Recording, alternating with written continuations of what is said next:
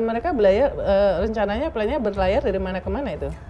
Mereka datang dari laut Cina Selatan, kemudian melalui perairan kita masuk, terus ke Laut Andaman, dan kami membiarkan karena Laut Andaman itu hotspotnya mereka, di mana mereka akan terjadi transaksi di situ, mereka melakukan ship to ship, mengangkut barangnya.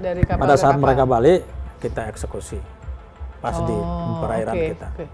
So, gimana kok seorang Dwi Astuti dari Ponorogo yang warga di sekitarnya, tetangganya mengenalnya sebagai PA, ya, tapi tahu bahwa itu warga, itu kok bisa sampai terlibat dalam sebuah operasi yang tadi tuh bisa dari mulai Laut Cina Selatan sampai segala macam. Gimana tuh ceritanya? Secanggih apa ini Dwi Astuti ini?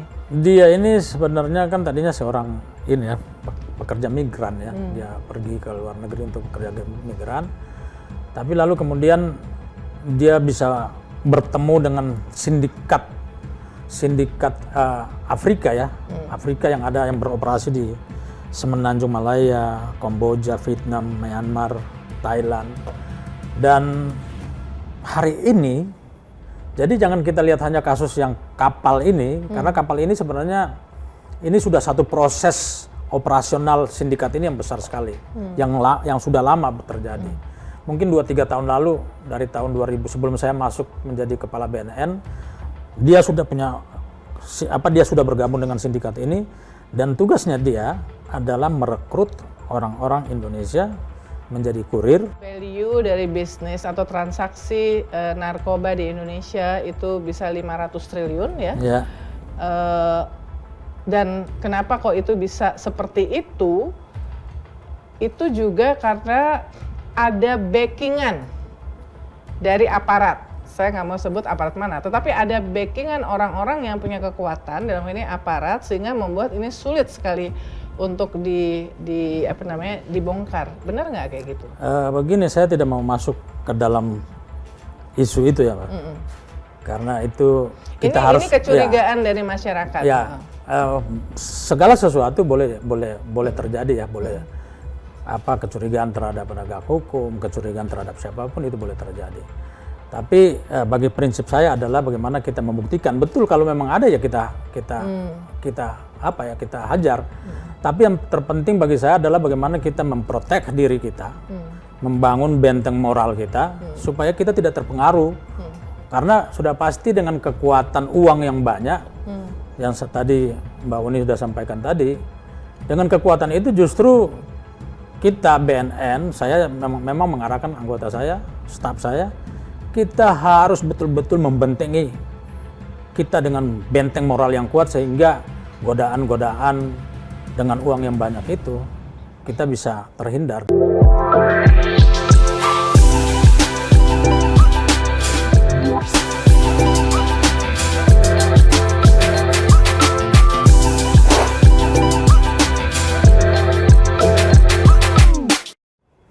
Hai Sobat Millennial Agency, apa kabarnya? Semoga kalian sehat.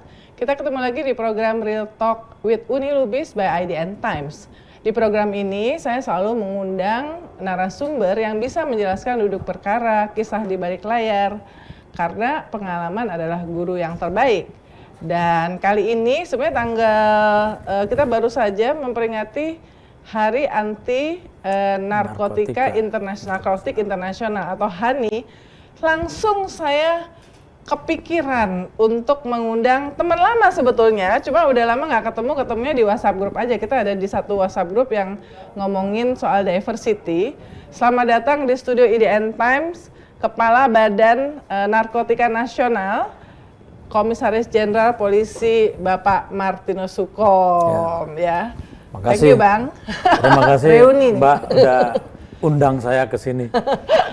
Iya, dan juga melalui Bang Martinus, karena beliau adalah Jenderal Polisi, kami atas nama IDN Times mengucapkan selamat HUT Polri ke-79 Hari Bayangkara.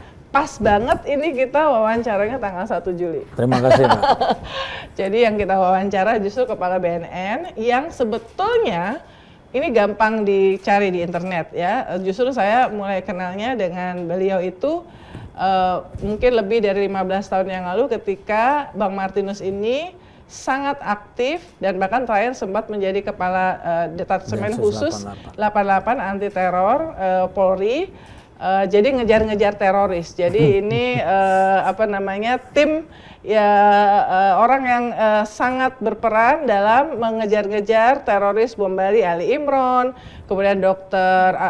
Azari, Dr. Nurdin Top.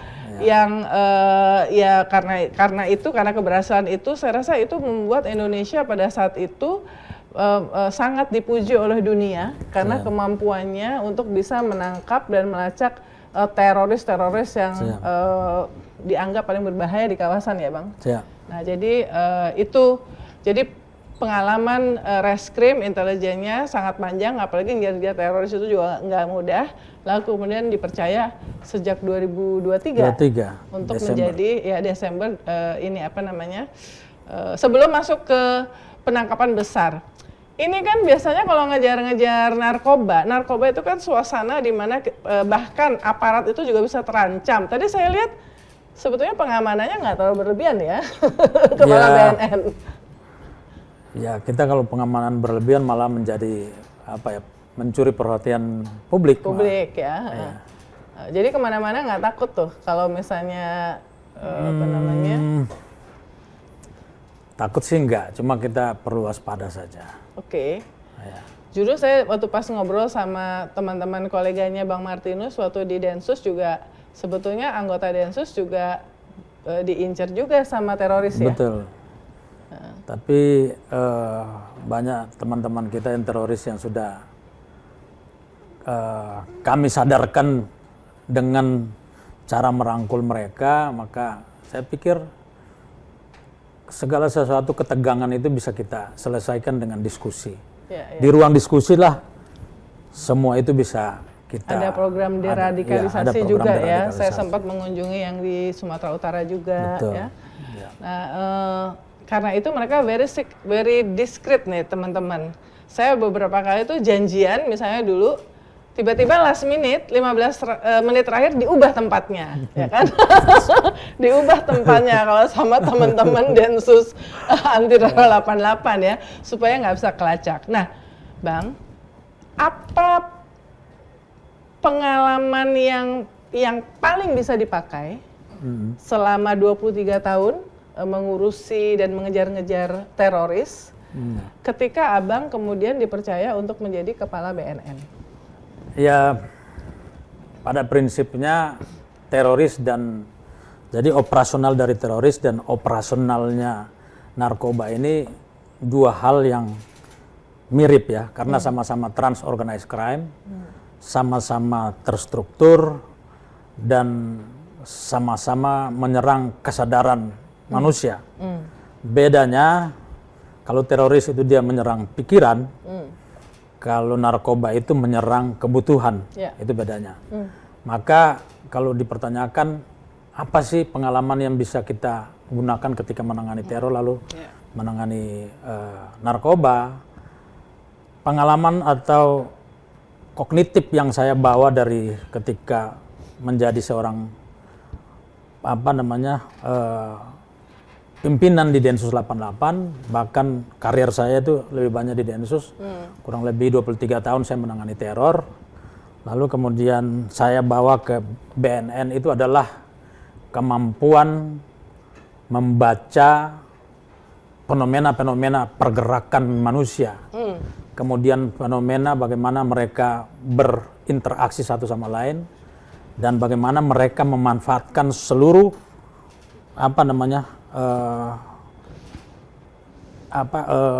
lingkungan untuk mendukung operasi-operasi mereka. Maka kekuatan utama kita adalah kekuatan intelijen, melakukan analisis semua fenomena yang ada di dalam struktur kejahatan tersebut. Nah, ini yang kita gunakan selama ini dan saya mencoba untuk mentransfer dan mengadopsi yang ada di Densus 88 ke BNN. Benar nggak Bang? Jadi juga bedanya kalau memang jaringan teroris itu kan memang memang udah ada kayak semacam ya memang komunitasnya ya, ekosistemnya apa segala macam, sehingga bener nggak itu sebenarnya lebih mudah deteksi ketimbang kalau narkoba yang basically bisa melibatkan orang-orang yang bahkan di sekitar kita yang kita tidak sangka-sangka, termasuk orang-orang yang menengah ke atas, orang kaya, apa segala macam, bener nggak Bang kayak gitu? Jadi lebih Kalau sulit. saya sebenarnya ya tidak sulit juga kalau kita mau kerja, kalau kita mau menggunakan kemampuan berpikir kita, kemampuan apa ya kognitif, kemudian intuisi ya, intuisi itu sistem berpikir. Kalau itu kita bisa gunakan dengan menggunakan seluruh infrastruktur yang ada, saya pikir sangat gampang sekali. Pertanyaannya mau kerja apa tidak, itu yang menjadi pertanyaan moralnya di situ. Termasuk pertanyaan publik yang selama ini saya ingin konfirmasi rumors bahwa di balik bisnis yang luar biasa, saya udah baca statementnya Bang Martinus bahwa value dari bisnis atau transaksi narkoba di Indonesia itu bisa 500 triliun ya. Dan kenapa kok itu bisa seperti itu juga karena ada backingan dari aparat. Saya nggak mau sebut aparat mana, tetapi ada backingan orang-orang yang punya kekuatan dalam ini aparat sehingga membuat ini sulit sekali untuk dibongkar. Benar nggak kayak gitu? Begini, saya tidak mau masuk ke dalam isu itu ya, Pak. Karena itu kita harus. Ini kecurigaan dari masyarakat. Ya, segala sesuatu boleh terjadi ya, boleh. Kecurigaan terhadap penegak hukum, kecurigaan terhadap siapapun itu boleh terjadi. Tapi bagi prinsip saya adalah bagaimana kita membuktikan betul kalau memang ada ya kita hajar.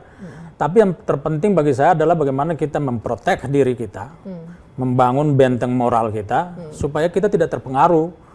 Karena sudah pasti dengan kekuatan uang yang banyak, yang tadi Mbak Uni sudah sampaikan tadi, dengan kekuatan itu justru kita BNN, saya memang mengarahkan anggota saya, staf saya, kita harus betul-betul membentengi kita dengan benteng moral yang kuat sehingga godaan-godaan dengan uang yang banyak itu kita bisa terhindar. Dan terkadang saya sampaikan kepada masyarakat, tolong doakan kita semua yang menangani narkoba ini karena godaannya sangat besar sekali. Itulah makanya saya kadang-kadang saya harus bisa melihat semua siapa yang bersama-sama saya, kemudian orang yang saya hadapi, lalu kita menganalisa secara komprehensif orang-orang ini terlibat atau tidak. Karena ya narkoba itu ada di mana-mana, sama seperti teroris juga ada di mana-mana. Saya mungkin di isu ini kan saya tidak terlalu mempunyai waktu yang lama untuk mengeksplor masalah-masalah narkoba ini, karena narkoba ini bukan hal baru ya sebenarnya buat saya. Saya pernah menjadi kelompok ahli BNN bidang intelijen tahun 2011-2012 ketika zaman Pak Goris Mere. Tapi setelah itu saya meninggalkan BNN dan saya fokus kembali ke teroris. Tapi ketika saya balik kembali tahun 2003, saya harus kembali mengasah cara berpikir saya untuk membuka 2023. kembali. Ya, tahun 2023 saya membuka lagi, mengasah kembali intuisi-intuisi yang sudah lama saya tinggalkan di dunia narkoba ini. Tapi pada prinsipnya ya kita bisa melihat kok, kalau memang itu ada keterlibatan ya kita lakukan penangkapan. Termasuk yang melibatkan nama-nama yang ada di elit, baik itu elit politik, elit orang kaya yang katanya selama ini publik tuh mencurigai mereka tuh punya akses lah kepada pengambilan keputusan gitu. Itu juga harus so far berhasil dicegah. Ya untuk selama ini sih kita tidak menemukan secara langsung ya, karena namanya sindikasi itu dengan pola-pola pergerakan yang sangat sangat kompleks ya, kita belum bisa menemukan itu. Dan pertanyaan itu saya belum bisa jawab, tapi kalau ada ya percayakanlah sama saya, kita selesaikan semua. Karena saya bekerja sama dengan seluruh stakeholder terkait, bahkan dengan DE, dengan PPATK. PPATK bisa membaca kok. Kalau ada PPATK memberikan feeding, karena itu kan analisis keuangan itu kan dari PPATK. Dan saya terus bekerja sama dengan PPATK. Kalau ada feeding dari PPATK, ini ada kelompok elit ini yang terlibat, pasti kita selesaikan. Oke. Nah, yang jadi berita gede dalam waktu 3 minggu terakhir ini kan adalah penangkapan yang besar tuh 2 ton ya di perairan Karimun Jawa yang kemudian memunculkan nama buronan Interpol Dwi Astuti ya, perempuan ya. 2 ton. Saya baca Bang Martinus mengatakan nilainya kira-kira 5 triliun. Gede banget ya. Mungkin boleh diceritain Bang kepada teman-teman anak muda ini gimana itu kok bisa menangkap itu? Ya begini, ini BNN punya, selama saya menjadi kepala BNN, saya membuat ada 6 strategi, 6 kebijakan. Yang pertama adalah penguatan kolaboratif, yang kedua adalah penguatan intelijen berbasis kepada big data, lalu yang ketiga adalah penguatan ketahanan sosial masyarakat pesisir dan perbatasan daerah darat ya, garis perbatasan darat, lalu kemudian yang kelima adalah kerjasama antar kerjasama antar negara-negara perbatasan, dan yang keenam itu adalah penguatan infrastruktur dan sumber daya manusia. Paling tidak dalam kesuksesan kita bulan kemarin itu ada 3 pendekatan yang menunjukkan suatu efektivitas kerja kita, yaitu adalah kolaborasi. Kita berkolaborasi dengan Bea Cukai, dengan Angkatan Laut, lalu kemudian berkolaborasi dalam rangka kerjasama dengan seluruh petugas penegak hukum yang ada di perbatasan. Kami bekerja sama dengan Thailand, kami bekerja sama dengan DEA, bahkan kami saat ini juga sedang membangun kerjasama dengan negara-negara yang lain seperti Myanmar, kemudian Malaysia dan lain-lain. Dan itulah yang membuat kami mendapatkan satu informasi. Jadi informasi itu mengerucut dari penggalan-penggalan informasi yang kita kumpulkan secara bersama-sama, mengerucut ke satu titik, ditemukanlah nama kapal yang namanya Sea Dragon Tarawa tadi. Dan itu kita memerlukan waktu kurang lebih 5 bulan melakukan analisis, mengumpulkan informasi, terus menerus sampai membangun betul-betul, mengkonstruksikan informasi itu menjadi kuat sekali. Dan pada tanggal 21 malam kita melakukan eksekusi, intercept terhadap kapal itu. Alhamdulillah berkat doa semua orang kita bisa mendapatkan kurang lebih dari 2 ton tadi. Ya, itu dari mereka berlayar, rencananya plannya berlayar dari mana ke mana itu? Mereka datang dari laut Cina Selatan, kemudian melalui perairan kita masuk, terus ke Laut Andaman, dan kami membiarkan karena Laut Andaman itu hotspotnya mereka, di mana mereka akan terjadi transaksi di situ, mereka melakukan ship to ship, mengangkut barangnya. Pada saat mereka balik, kita eksekusi pas di perairan kita.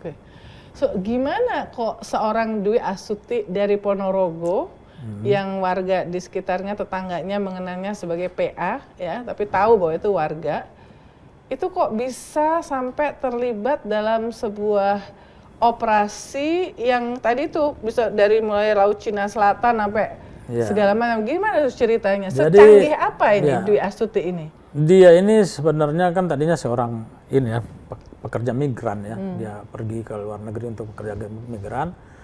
Tapi lalu kemudian dia bisa bertemu dengan sindikat Afrika ya, Afrika yang beroperasi di Semenanjung Malaya, Kamboja, Vietnam, Myanmar, Thailand. Dan hari ini, jadi jangan kita lihat hanya kasus yang kapal ini, karena kapal ini sebenarnya ini sudah satu proses operasional sindikat ini yang besar sekali, yang sudah lama terjadi. Mungkin 2-3 tahun lalu, dari tahun 2000 sebelum saya masuk menjadi kepala BNN, dia sudah bergabung dengan sindikat ini, dan tugasnya dia adalah merekrut orang-orang Indonesia menjadi kurir. Jadi orang Indonesia dengan pengaruhnya dia, orang Indonesia ini menjadi dia menjadi eksportir kurir antar benua ke Brazil, ke Ethiopia. Itu orang Indonesia Iya, semuanya yang direkrut. Iya, dia inilah menjadi semacam mastermind lah untuk merekrut. Nah, kapal ini setelah kita lakukan analisa, ya dia bagian dari itu karena pegawai ABK kapal ini juga berhubungan dengan jaringan itu. Maka saya membuat satu kesimpulan bahwa dia terlibat di dalam operasi ini. Tapi ada bosnya. Ada bos Yang besarnya punya lagi. kapal, Yang punya kapal itu kalau tidak salah ingat ya, namanya Kapten Tan atau Kapten Jack. Jadi itu pemilik kapal yang Orang mana? orang Thailand yang saat ini bersembunyi di Myanmar. Oke. Jadi di operasinya dia di perbatasan, daerah wilayah operasi dia perbatasan Myanmar dan Thailand. Dan dia sudah menjadi DPO-nya Thailand juga sudah beberapa waktu yang lalu, dan hari ini kita sudah menjadikan dia sebagai target Interpol supaya menjadi perburuan internasional. Dan ya terus terang saya mencoba dengan operasi-operasi ini kan saya melihat isu narkoba ini tidak boleh lagi kita jadikan sebagai isu domestik. Kita harus angkat menjadi isu regional. Karena produsen narkoba terbesar hari ini di dunia itu salah satunya ada di Myanmar. Dan kita menjadi pasar terbesar karena jumlah penduduk kita yang sangat besar. Maka ketika kita hanya menangkap di dalam tanpa kita melakukan operasi kerjasama dengan negara-negara tetangga ini, itu ibarat seperti kita menjadi petinju yang sikapnya cuma gaya bertahan, dipukul sampai berapa lama uang negara kita habis hanya untuk operasi penangkapan. Maka kita keluar dari batas negara kita kerjasama dengan negara-negara tetangga. Itulah yang kita sekarang lakukan, dan ya kita akan terus, mungkin ke depan kita akan melakukan ini. Mungkin ada kapal-kapal lain juga yang akan kita tangkap. Dia masih sekitar wilayah operasinya itu sekitar Thailand, Kamboja, Myanmar. Orang yang paling dekat sama dia, yang BNN sudah ketemu, itu levelnya apa? Levelnya Apakah semua yang kurir. direkrut? Kurir. Semua kurir. Oke. Kita menangkap tahun 2024 akhir ya, saya lupa ya, 24 akhir atau 2025 awal. Kita menangkap seseorang yang terbang dari Kamboja menuju ke Kuala Namu, dan kita menangkap dia di dalamnya dia membawa barang, dan itu adalah rekrutmennya Dewi Astuti. Kemudian ada beberapa juga yang Dia berarti ditangkap. ngerekrut pakai bahasa Indonesia ya, Bang? Sudah pasti dia pakai bahasa Indonesia, dan dia punya jejaring media sosial juga yang kita sedang ikuti. Terakhir kita melihat jejaknya itu di Kamboja. Oke. Ya. Oke. Sebelum itu, jadi munculnya sosok perempuan yang ternyata quite powerful, bahkan merekrut ya, mungkin ratusan ya, kurir, itu kemudian juga data yang di-share sama Bang Martinus dan Menteri Pemberdayaan Perempuan dan Perlindungan Anak di tanggal 23 Juni waktu berdua melakukan jumpa pers, ternyata tuh ada 10,2% pengedar narkoba itu adalah perempuan. Ya. Nah, ini sejak kapan, Bang? Dideteksi seperti itu. Jadi gini, Dewi Astuti ini fenomena perempuan yang memang harus kita angkat karena dia begitu-begitu ini ya. 285 TSK, 256 laki-laki, 29 perempuan. Ya. Tapi semua perempuan yang kita tangkap ini bukan semua di bawah kontrolnya Dewi Astuti. Tapi saya ingin mengangkat isu perempuan ini karena apa? Karena menurut saya begini, benteng pertahanan, benteng moral kita itu ada di keluarga. Dan perempuan menjadi sokogurunya sebenarnya. Lalu kemudian kita lihat presentasi, saya mencoba untuk melihat presentasi yang ditangkap kemarin dari bulan April sampai bulan Juni itu kan kurang lebih 10%. Ya, 10, Tapi di dalam penjara, yang hari ini kita punya data, itu setiap tahun itu ada penangkapan antara 5 sampai 6% perempuan. Dan ini menurut saya fenomena ini jangan kita anggap enteng. Betul. Karena bagi saya ketika mereka menyerang perempuan sebagai basis pembangunan moral, mereka sedang perlahan-lahan merusak moralnya generasi muda kita. Jadi bagi saya, karena BNN sendiri pun punya program penguatan keluarga sebagai basis pendidikan moral. Tapi kita diserang.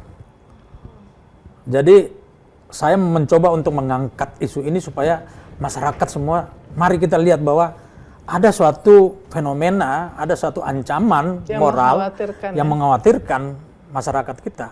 Dan kita harus bangkit secara bersama-sama, karena ini bukan tugas BNN semata, ini tugas mulianya seluruh ibu-ibu di Indonesia ini. Tugas mulianya keluarga. Jadi ketika kita menguatkan benteng keluarga hari ini, perlahan-lahan kita dengan program-program pemerintah yang hari ini menyangkut penguatan keluarga dengan diangkatnya BKKBN sekarang menjadi kementerian, artinya penguatan keluarga sebagai basis pendidikan, basis pembangunan SDM. Itu saya sangat mendukung sekali.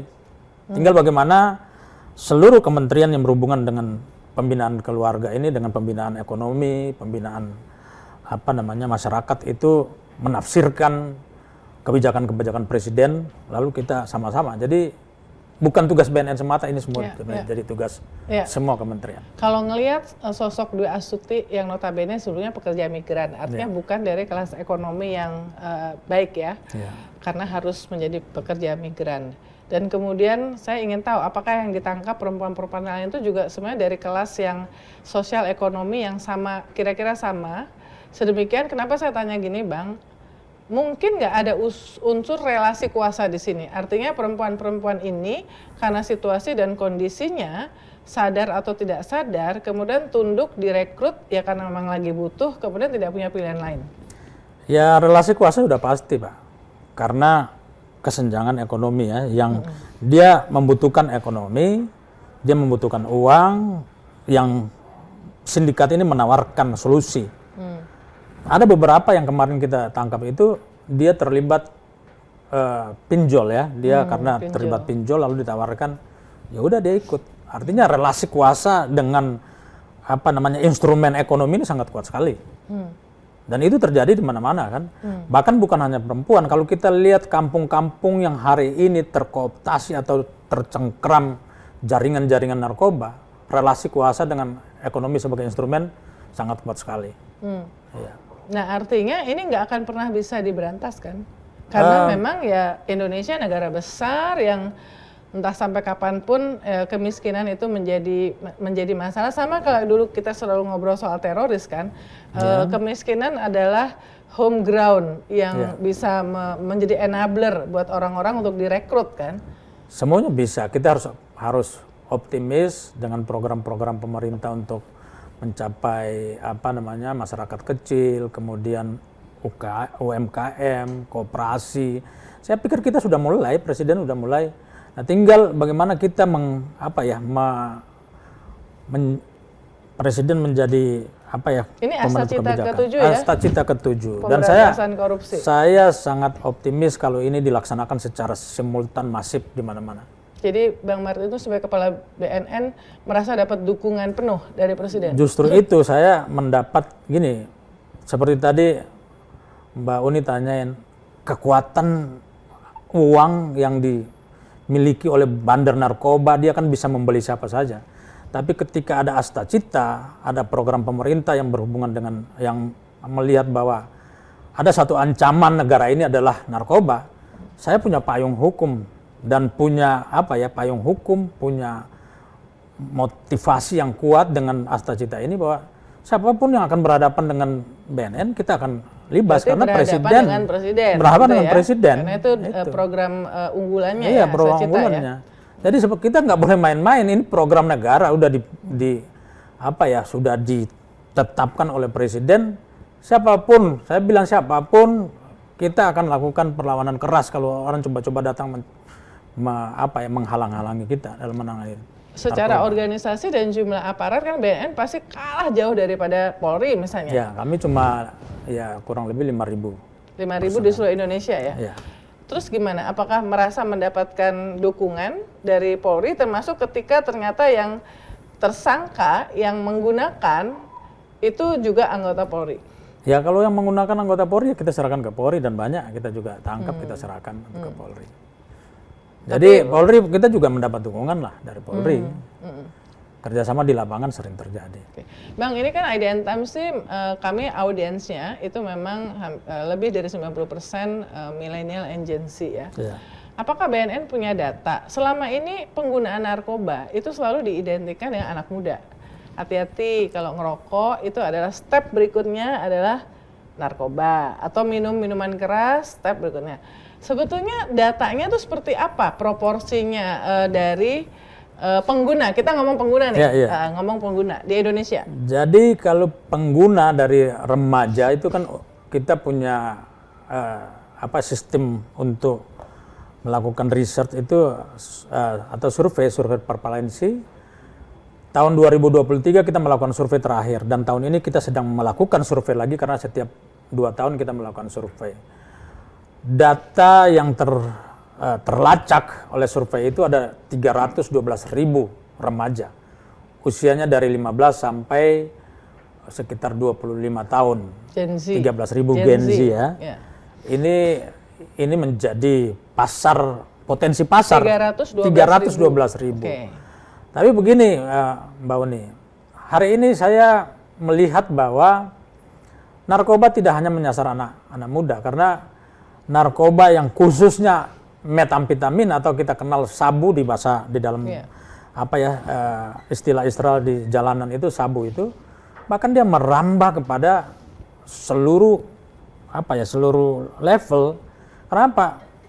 Pekerja pabrik, pekerja perkebunan, pekerja tambang, itu sekarang mereka merambah ke situ. Sebagai pengguna? Sebagai pengguna. Karena apa? Karena ada propaganda daripada bandar dan sindikasi ini bahwa kalau kamu pakai ini lebih kuat, stamina kuat. Bahkan dari hasil pertemuan saya dengan badan anti doping Indonesia, ada juga salah satu atlet, tapi saya tidak mau sebutkan namanya di sini, menggunakan itu. Artinya ada semacam mitos yang dibangun oleh para sindikat ini bahwa kamu menggunakan ini supaya kamu punya produktivitas bertambah. Dan di sini pun juga saya akan sampaikan bahwa betul memang menstimulus ini stamina, tapi sebenarnya sedang menyerang saraf-saraf kita itu. Karena narkoba khususnya sabu ini kan bersifat adiksi. Semakin make, kita semakin menambah dosis, menambah dosis. Lalu akhirnya kita mengalami ketergantungan, tapi yang terjadi adalah saraf-saraf yang di kepala kita, saraf-saraf yang berhubungan dengan kognisi kita, itu diserang. Akhirnya kita lamban dalam segala hal, mengambil keputusan sulit, memori kita terganggu, kualitas hidup kita akhirnya mulai menurun. Nah itu seharusnya masyarakat tahu itu, jangan sampai terprovokasi dengan propaganda instan, tapi dia tidak tahu dampaknya yang akan terjadi apa. Ya, so 312.000 itu adalah kelompok yang paling besar dari pengguna anak muda. Ya, emang di usia itu. Ya, jadi gini. Jumlah pengguna sesuai dengan survei prevalensi tahun 2023 itu ada 3,3 juta. 312.000 diantaranya remaja. Gen Z. Nah, untuk yang Gen Z nih Bang, ada nggak data? Paling nggak si bandar ini, pengedar ini, terutama beroperasi di mana? Apakah di sekolah, di kampus, atau di mana? Supaya orang-orang tua, kakak atau adik juga bisa waspada, lebih waspada. Karena kita dulu dengar katanya di salah satu sekolah menengah di Jakarta diedarinnya dalam bentuk candy, permen, kayak gitu. Jadi ada nggak datanya? Kita tidak punya data real tentang itu ya, karena kalau kita mau lebih lebih dalam spesifikasi riset itu kan ada anggaran lagi ya memang, karena kita punya anggaran yang kecil sehingga kita membuat research yang lebih lebih umum. Tapi Kira-kira dari yang klasifikasi umur lah yang kita ini ya, bukan klasifikasi tempat atau apa, tapi ada wilayah-wilayah yang memang lebih banyak, lebih dominan. Contohnya Sumatera Utara, itu dominan. Dominannya apa? Dominan itu area banyak. Banyak di situ, kurang lebih 1 juta. Dari 3 juta. 3 juta di Indonesia pengguna Sumatera Utara 1 juta. 1 juta. Iya. Ada spesifik kabupatennya nggak yang paling banyak? Tidak, kita langsung secara umum. Secara umum provinsi ya. Iya. Why? Identifikasi BNN kenapa kok Sumatera Utara? Mungkin satu ya, Bang, pintu masuknya ya. Oke. Pintu masuknya narkoba. Kedua mungkin jadi kita lihat lagi fenomena mengapa orang pertama kali menggunakan narkoba. Ada dua kategori. Yang pertama itu adalah rasa ingin tahu, penasaran, dan yang kedua adalah ajakan teman usia sebaya. Jadi fenomena ini mungkin menjadi karena masuknya pintu masuk di situ, satu sudah merasa, terus dia mencoba mengajak yang lain.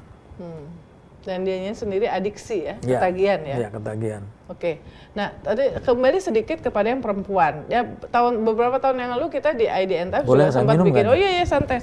Oh iya biar nggak terus serius ini. Kita bikin laporan khusus juga, Bang. Ya. Soal modus-modus ya. Termasuk yang lewat di alat vital ya, perempuan ya. Itu yang paling susah dideteksi, benar? Ya, satu tingkat kesulitannya cukup tinggi karena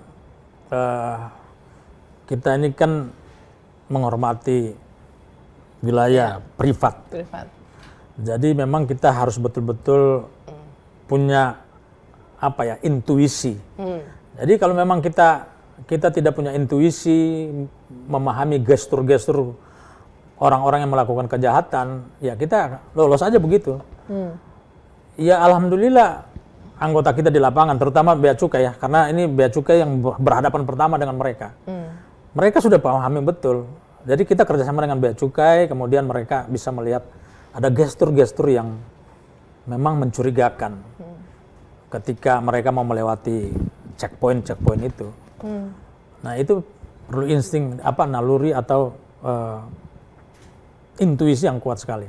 Jadi memang harus perbiasakan untuk mempelajari gestur-gestur manusia ketika melewati checkpoint.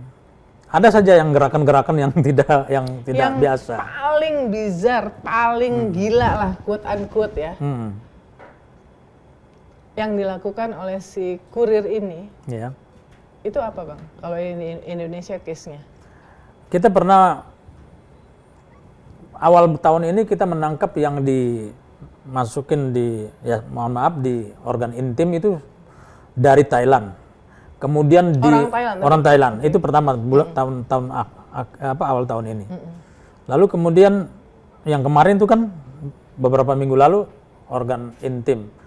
Bahkan ada yang berani masuk lewat ditelan ya, dibikin jadi jadi kayak kapsul-kapsul ditelan. Dan itu kan kalau dia tidak beruntung pecah di dalam ya mati dia. Karena itu kan jumlahnya sampai bisa 1 kilo ke dalam perut itu. Jadi memang ya crazy banget itu loh, bisa masuk ke dalam mulut itu tanpa mereka memikirkan, ya mereka mengabaikan resiko untuk sesuatu yang mereka capai yaitu ekonomi. Nah ini yang menurut saya kegilaan manusia. Tapi apakah ada negara lain yang lebih gila dari yang pernah ditemukan di Indonesia? Kalau di perbatasan di El Paso sana kan kita pernah menemukan masukin di mayat bayi itu.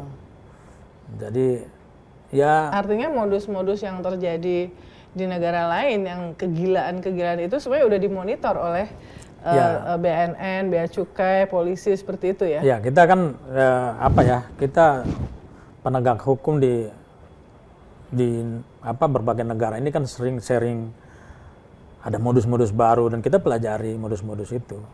Jadi kalau ada yang mencurigakan, kalau biasanya kalau orang-orang yang menelan kemudian memasukkan dari organ intim itu dia punya kegelisahan yang berlebihan. Ya tinggal kita membaca ini tidak normal, ya udah kita coba cek, kita di scan terlihat itu.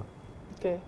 Nah, saya ingin mengutip data, tentu data dari BNN. Tadi 256 laki-laki, 10,2% tertangkap mayoritas berstatus sebagai ibu rumah tangga. Jadi bukan hanya sekedar perempuan, tapi ibu rumah tangga, dan saat ini 21 orang yang dihadirkan, 21 orang tersangka berada di tahanan BNN di provinsi masing-masing dengan barang bukti narkotika yang disita 683,8 kg, ya, ada sabu, ada ganja, ekstasi, amfetamin, dan pengungkapan kasus tindak pidana pencucian uang kurang lebih 26,1 miliar. Sebetulnya sebagai kepala BNN, Bang Martinus tuh punya KPI seperti apa? Suksesnya BNN itu apa? Ada nggak KPI-nya? Misalnya, harus ditangkap sekian, atau 20% atau 30% dalam tahun ini berkurang peredaran. Apa KPI buat BNN? KPI saya sih yang menurunkan pada tingkat yang paling rendah. Jadi kita tidak presentasi berapa, tapi kalau bisa kita tekan sampai betul-betul memang ya kita punya idealisme untuk melakukan itu, tapi ya kita harus sadar juga bahwa problem narkotika ini kan bukan problem tunggal, tapi problem yang sangat kompleks. Maka bagi saya BNN sendiri tidak mampu untuk menyelesaikan itu, harus ada kolaborasi. Ya kita prinsipnya ya apa yang sudah digariskan oleh Presiden lewat Astacita dan program prioritas itu, ya kita maknai, kita tafsirkan sesuai dengan kemampuan kita yang ada, lalu ya kerjalah sesuai dengan hati nurani lah, panggilan hati nurani. Nah tapi itu tadi kan situasi masyarakat juga, situasi ekonomi juga sedang tidak baik-baik saja. Bikin kepala BNN makin deg-degan dan merasa makin gimana ya, makin merasa ada challenge yang besar sebetulnya. Begini Mbak, kita juga harus melihat kepada apa ya, saya melihat begini, masyarakat itu kan dihadapkan dengan pilihan-pilihan moral. Pertanyaan saya begini, apakah semua masyarakat miskin menjual narkoba? Enggak. Ya. Apakah semua orang kaya membeli narkoba? Orang yang punya uang membeli narkoba? Tidak. Artinya di sini bahwa ada sesuatu yang menjadi faktor X, orang tidak membeli, menjual narkoba. Bagi saya moral. Ketika moral anggota masyarakat kita baik, maka ketahanan, maka kita bisa melakukan kita bisa menghindar dari ancaman itu. Maka yang terpenting adalah bagaimana kita membangun masyarakat kita menjadi polisi bagi diri sendiri, polisi moral bagi diri mereka sendiri. Itu lebih penting. Tapi untuk melakukan penangkapan itu kewajiban penegak hukum. Tapi untuk melakukan membangun manusia Indonesia menjadi polisi moral buat dirinya sendiri, itu tugas kita semua. Tugas pendidikan, tugas Kementerian Agama, tugas organisasi keagamaan, tugas BNN dalam bidang pencegahan, dan semua yang berhubungan dengan pembinaan sumber daya manusia, khususnya kualitas hidup, moral, itu kita gerakan sama-sama. Gimana dengan peredaran narkoba di penjara? Kan juga banyak, sudah terbukti. Mainnya gede-gede pula lagi. Ya ini awal tahun ini saya sudah bekerja sama juga dengan Menteri Impas, dan beliau konsen sekali. Ada 300 bandar besar yang tersebar di mana-mana itu sekarang sudah dikirim ke Nusa Kambangan semua. Dan beberapa jadi 300 bandar besar di Nusa Kambangan, sebetulnya ada berapa ratus atau berapa ribu bandar besar? Kalau kita lihat mengidentifikasi mereka, kita perlu lihat data lagi. Tapi yang jelas kita punya sistemnya begini. Kita menangkap, contohnya penangkapan bandar besar di wilayah X misalnya. Lalu sidangnya di wilayah X, vonis di wilayah X, eksekusi di wilayah X. Maka disitulah lapas X, wilayah X itulah yang menjadi konsen. Ya. Ya, maka kita mencoba untuk melihat, kita lihat lagi kan, kita menganalisa lagi gerakan jaringannya. Oh, bandar ini di dalam main, tinggal lapor ke Menteri Impas, Jenderal, ini pindahin ya, pindahin. Jadi masuk di lapas yang lebih lapas yang lebih secure supaya mereka tidak bergerak kemana-mana. Oke, nah ini yang juga menarik nih adalah statement Bang Martinus yang dianggap kontroversial karena tidak akan menangkap pengguna dari kalangan artis, selebriti. Jadi saya memang sejak awal, pertama saya masuk ke BNN, saya menugaskan Karo Humas saya tolong koordinasi dengan Humas Polri. Kalau menangkap bandar, terutama menangkap pengguna, terutama artis, jangan dipublikasi. Karena apa? Itu kita sedang mengkampanyekan atau kita sedang mengiklankan narkoba secara gratis. Itu satu, itu pendirian moral saya. Yang kedua, bukan kita tidak menjerat mereka sebagai pengguna dengan hukum yang ada. Justru hukum untuk para pengguna ini bukan ditangkap, lebih tepatnya, karena rezim hukum kita terhadap pengguna ini seharusnya direhabilitasi. Jadi penangkapan pengguna ini bukan saja artis, tapi fokus saya kepada artis karena artis itu adalah patron sosial di masyarakat. Influencer bisa apapun istilahnya, tapi mereka punya menjadi rujukan berperilaku anak-anak muda. Ini. Tapi semua pengguna sebetulnya harusnya direhabilitasi. Direhab, ya. Oke, selama ini diumumkan artis jadi rame gitu. Ya, jadi rame kan karena gini, saya fokus karena ini model bagaimana kita memutuskan patron and client yang terjadi di dalam masyarakat. Masyarakat itu kan merujuk kepada patron-patron. Kita punya patron-patron tradisional, ustadz, pendeta, guru, orang tua. Ini patron-patron ini yang harus kita kuatkan. Artis juga kan patron. Tapi kalau patronnya itu sudah menjadi pengguna, lalu kita tangkap, kemudian kita publikasi berlebihan, kita membedah persepsi publik nih. Ada publik yang bisa mungkin bilang, oh artis pakai narkoba, dia lebih pede, lebih kreatif, lebih inovatif dalam memproduksi seni. Termasuk stamina. Termasuk bisa stamina. Lebih lama. Iya. Jadi dia pagi punya program di mana, siang di mana, malam di mana. Jadi bisa lebih tahan gitu kan. Kalau masyarakat awam yang melihat bahwa ya jadi artis makin narkoba bisa lebih produktif, sangat bisa mereka menggunakan karena mereka adalah rujukan berperilaku sosial. Menginspirasi jadinya ya.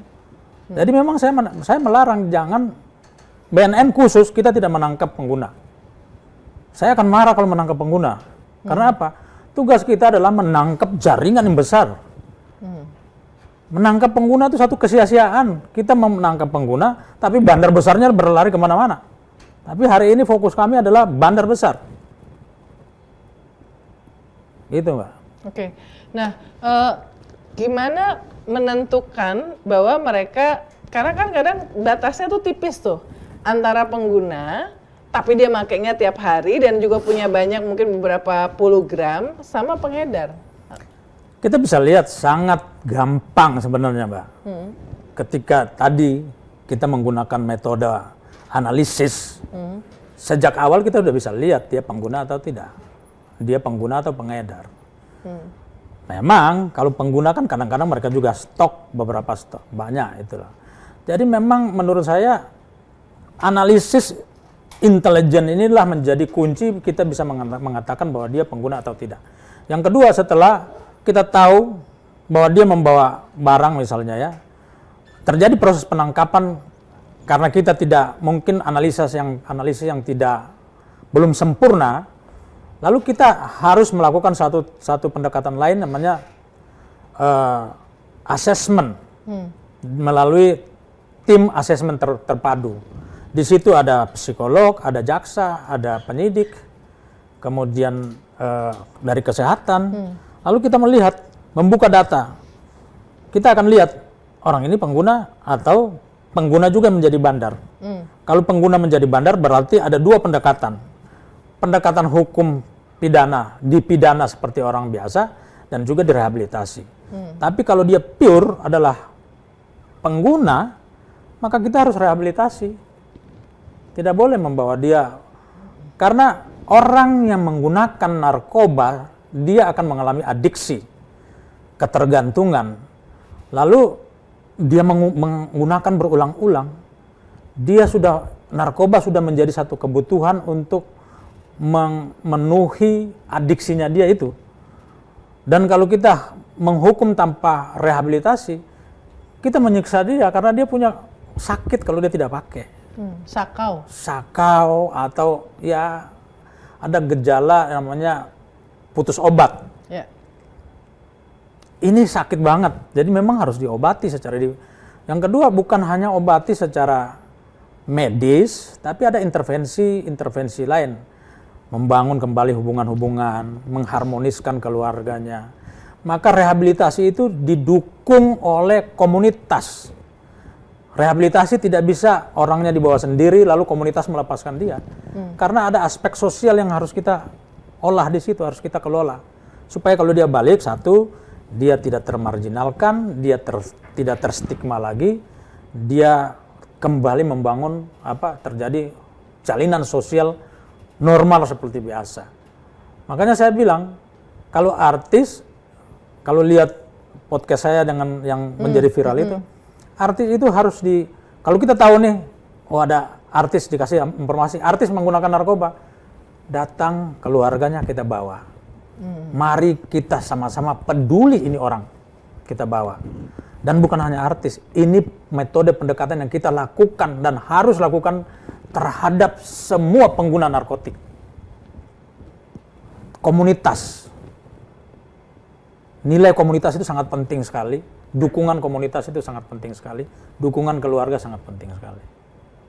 2 pertanyaan terakhir. Tadi ngomongin podcast yang viral itu, saya baca kolom komennya. Kolom komennya berasal dari beberapa provinsi, beberapa kota. Yang intinya mengatakan, di tempat saya, di kota saya masih ada nih yang nggak kesentuh, udah bertahun-tahun ada di situ nggak kesentuh juga sama aparat, tetap aja beroperasi di tempat ini. Jadi ada pattern pola yang sama bahwa masyarakat tuh juga merasa kayak hopeless. Mereka tahu karena mereka hidup di situ, mereka tahu ada peredaran narkoba, ada bisnis itu. Tetapi kok sampai sekarang tidak tersentuh oleh aparat. Gimana tanggapan Bang Martinus? Tanggapan saya begini, kita pisahkan dulu ya, bandar sama pengguna. Tadi saya udah jelaskan tadi, kalau bandar, ya kita harus tangkap. Kalau petugas tidak tangkap, pertanyaannya, ada apa di situ? Ada relasi apa yang terjadi di situ? Saya perintahkan anggota saya, tiap kampung yang terudah kooptasi, kalian selesaikan. Kalau tidak selesaikan, saya akan marah besar. Ya, menafsirkannya nanti kita lihat penafsirannya seperti apa. Tapi prinsipnya gini, kita memutuskan operasi kita yang di atas yang besar ini sebenarnya memutuskan rantai supply ke bawah ini. Tinggal yang kita pengguna ini, demand ini kita kelola dengan pendekatan-pendekatan rehabilitasi tadi. Karena kalau kita tidak melakukan pendekatan rehabilitasi, ya dia akan meminta terus, karena dia udah mengalami ketergantungan, adiksi, dan dia meminta. Kita potong di sini, dia akan cari tempat lain. Potong di sini akan cari tempat lain. Kejahatan itu kan akan mencari ruang-ruang yang dia bisa bergerak bebas. Ketika kita sudah tutup, dia akan mencari tempat lain. Lalu kemudian kesadaran masyarakat juga melapor bahwa anak saya, tetangga saya, tolong Pak Polisi, ini bawa direhabilitasi supaya ada kerjasama yang timbal balik antara masyarakat dengan kita. Nah, pertanyaan, ada beberapa problem yang terjadi ketika kita berbicara tentang rehab. Satu adalah takut. Takut ini karena masyarakat belum memahami betul undang-undang kita. Makanya saya sering jelaskan di publik ketika diwawancara, tolong masyarakat harus tahu bahwa orang yang direhab atau pengguna ketika mereka melapor kepada petugas, mereka tidak akan diperiksa seperti ditangkap. Yang kedua, mereka malu, Mbak. Malunya karena apa? Takut dibilang pemakai narkoba, stigma. Maka dukungan publik itu menjadi penting, dukungan keluarga menjadi penting. Bahwa laporkan kepada, kita punya sistem, ada namanya IPWL, Institusi Penerima Wajib Lapor. Ada 1.496 IPWL sekarang yang ditentukan ke Kementerian Kesehatan. Masyarakat harus tahu itu karena kita udah publish ya. Masyarakat kalau ada anaknya, ada tetangganya, ada saudaranya yang menggunakan narkoba, bisa lapor secara gratis ke sana dan dilayani. Karena itu sudah menjadi udah menjadi kebijakan Kementerian Kesehatan. Jadi sebenarnya ya mari kita sama-sama melihat problem narkoba ini sebagai problem kita bersama. Kalau bandar, serahkanlah kepada BNN, kita akan tangkap. Ini juga ada ada keluhan masyarakat. Ya. Takut melapor, khawatir, takut dijadiin ATM, Bang. Itu saya tidak mau masuk ke situ, tapi khusus untuk BNN kalau tahu begitu ya saya akan tindak tegas betul. Lapor kepada Unilubis, saya akan lapor kepada kepala BNN langsung. Ya. Karena punya nomor handphonenya. Direct message di media sosial. Tapi follow dulu. Nah, Dwi Astuti 2 ton, apakah ini yang paling gede menurut catatan BNN? Catatan dalam sejarah pengungkapan narkoba ini yang paling besar selama barang buktinya. Ya. Sekarang ada di mana itu barang bukti? Kita sudah musnahkan secara dipublish, kita melibatkan masyarakat. Di mana tuh di musnahnya? Batam. Di Batam. Ya. Jadi nggak ada yang bocor-bocor. Saya sangat yakin dengan sistem yang kita bangun, kita melibatkan masyarakat, wartawan semua, bahwa kita cek langsung jumlahnya, kita cek juga isinya tuh betul-betul narkoba atau tidak, dan pemusnahan dilakukan dengan alat pembakaran itu bisa dilihat. Ada 2 tempat waktu itu, satu di alun-alun, lalu kita libatkan wartawan, karena kalau dibakar dengan alat kita yang cuma 1 jam itu sekitar 15 kilo, inseneratornya itu kita butuh waktu sampai 20 hari untuk membakarnya satu persatu. Maka kita bawa ke insinerator yang lebih besar di tempat pembakaran sampah. Ada perusahaan untuk pembakaran sampah di situ, dan itu pun juga per 1 kali pemusnahan itu 60 kilo. Jadi kita butuh waktu sekitar 8 jam ya kalau tidak salah waktu itu. Untuk 2 triliun itu untuk ya? 2 ton, 5 ton. triliun. Iya. Apakah BNN melihat akan sebenarnya ada yang lebih besar dari ini, bisnis narkoba yang jumlahnya lebih besar yang belum ketangkep, atau ini yang memang yang udah peaknya? Kita belum melihat itu ya, ini mungkin yang paling besar. Ini mungkin so far yang paling besar ya. Iya. Luar biasa ya. Kenapa kok Kamboja susah ya? Sekarang kita selalu ngomong judul, pusatnya di operatornya dari Kamboja. Terus sekarang ternyata diduga kuat Dwi Astuti atau PA ini larinya ke Kamboja. Apa nggak bisa kita minta tolong sama pemerintah Kamboja sesama ASEAN ini untuk, mestinya harusnya gampang karena mereka juga negara. Bulan depan kita akan melakukan satu konferensi komunitas penegak hukum di bidang narkoba di Singapura, kalau nggak salah bulan Agustus ya. Kita akan membicarakan salah satu masalah ini pada tingkat ASEAN, dan memang lebih tepatnya kita mengangkat isu ini menjadi isu regional. Supaya pemahaman yang sama, saling resipokal ya antara pejabat negara ini, supaya ada sharing informasi, ada. Tapi yakin nih bahwa Dwi Astuti bisa ketangkep, bisa dibawa pulang, ekstradisi, ditangkap? Iya, sangat bisa. Harusnya bisa dong. Harusnya menurut bisa. logika. Iya. Ya, Nah, termasuk pertanyaannya, si judul-judul itu. Ya itulah tingkat kesulitan kalau dia ganti nomor telepon, dia berpindah-pindah, kan kita butuh waktu yang lama untuk kita mengejar orang di Indonesia aja butuh waktu sampai. Nggak, maksud saya tuh bagaimana support dari pemerintah Kamboja gitu, dari polisi Kamboja atau Ya. siapapun gitu. Kita sudah menjadikan dia sebagai buronan Interpol ya. Kita udah kirim minta dimasukkan dia sebagai red notice dan ya kita menunggu aja. Oke, terakhir, Bang, karena yang kena narkoba ini kan banyak yang dari kelompok-kelompok elit juga.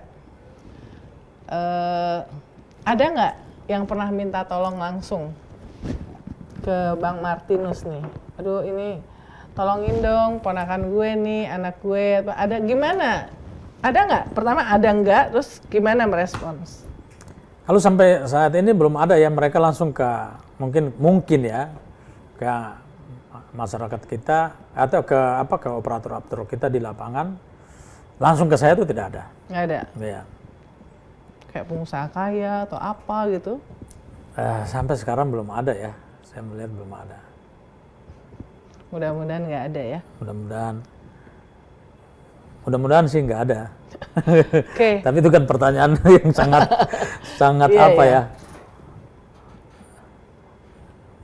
Kalau gitu good luck Bang Martinus dengan Badan Narkotika Nasionalnya. Siap, makasih. Terima kasih sudah berbagi kepada kita semuanya di Real Talk ini apa yang sedang dilakukan oleh BNN dan upaya-upaya untuk memastikan bahwa pemberantasan narkoba ini bisa mendapatkan dukungan dari semua pihak dan bisa menurunkan tadi niatnya dari bisa menurunkan peredaran ya, bisa menangkap makin banyak bandar, 300 bandar besar sudah ada di Nusa Kambangan.